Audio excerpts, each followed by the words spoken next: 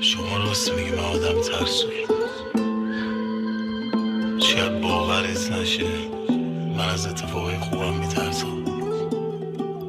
وقتی همه چی خوبه منتظر میشم تا یه اتفاق بیفته، چون من حتی از خوشبختی هم میترسم.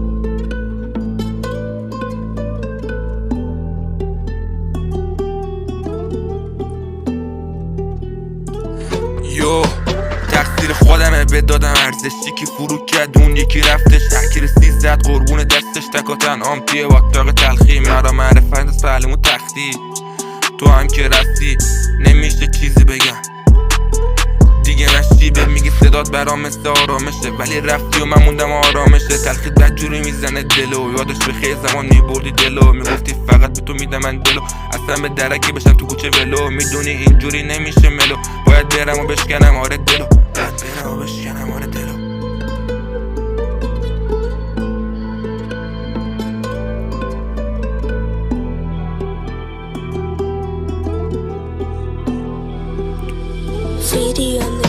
حقیقت تلخ خودم هم میدونم، یه رو میشنوی که توی اوج میخونم. میخوای بگی که من دیوونم، ولی یه رو اون بالا تو رو میبینم. نمیشه بس کنی چیزی نگی، ولی یه زمان بودی تو رگی. میگفتی دوست دارم ولی الکی، فید دست که نبود نمکی. خودت هم میدونی زندگیم بگاست، تو انتظارت ازم خیلی بالاست. ولی خب میریم توی وگاس، همیشه اشغال واسه تو براست. دلم تنگه برا بغل و بوسته، لااقل بیا و بده یه بوسه. میدونی رد دادم شدم دیوونه، جای خودت حتت خالیه توی خونه، چون بدجوری خالیه توی خونه.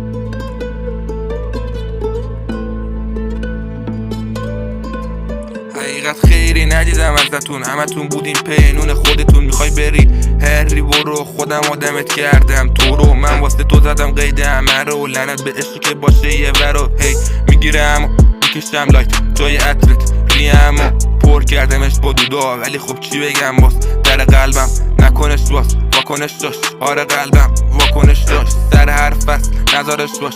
میدونی که رد بدم میرم من باز. امیدی